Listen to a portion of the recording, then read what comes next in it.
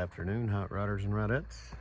Today, I'll be installing a new block heater in Big Red here. Not too bad of a job. So on these block heaters, got this O-ring. It's got a cord, but as you tighten it up, it expands these wings that then secure to the block and hold it in place.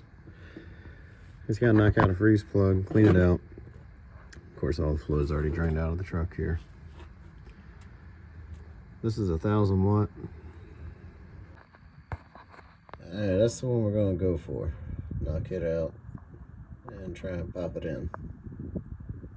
It's on the driver's side rear. She's stuck in here pretty good. I'm gonna drill a hole and try and pull her out with a slide hammer. I'm gonna attack this freeze plug now.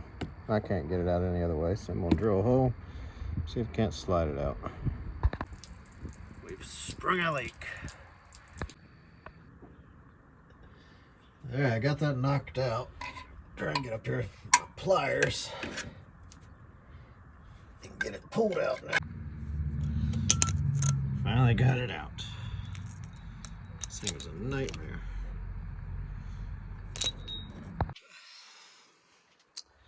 So like I was saying, you spend $50 on specialty tools, and all it takes is just, drill a hole and hit it with a big crowbar, and it'll pop right out.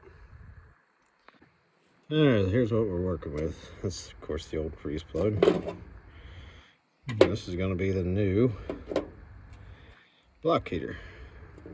It's got a little bolt wing nut that'll separate as you tighten it in, and that will snug it up to the block. So I may run a little bit of RTV around that, I think, just to help seal it up a little better and get it tossed in there. I am going to test this out before I put it in, just to make sure everything works on it. Let's see if we can do this one-handed here. Alright, here we go.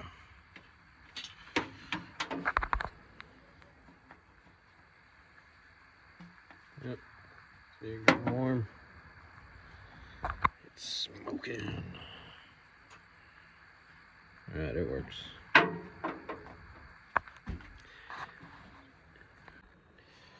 Tested this out. This thing is still hot after about 5 minutes of being off.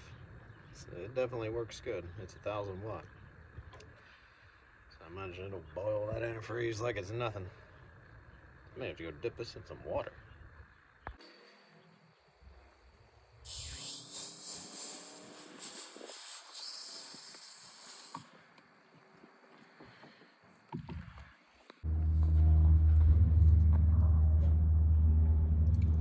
I'm just gonna clean around that a little bit with some Scotch-Brite here and get it ready to install.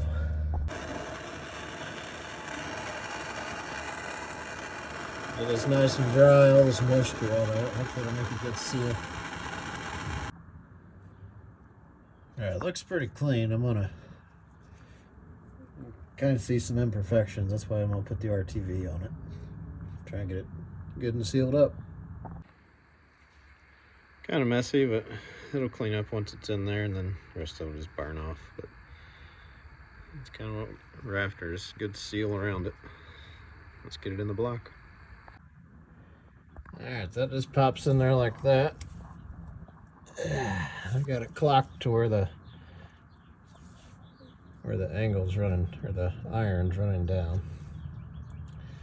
I'm gonna get it tightened up and sealed up here.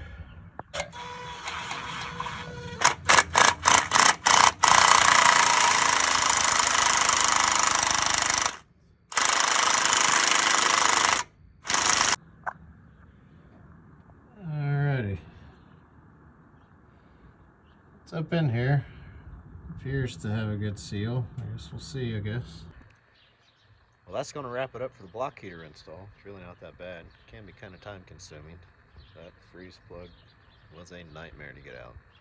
After I drilled it, let the water out that was remained in the block there, wasn't quite as bad. This will also work for the 6.5, so if it leaks, I'll post another video, but I think it'll be alright. Thanks for watching.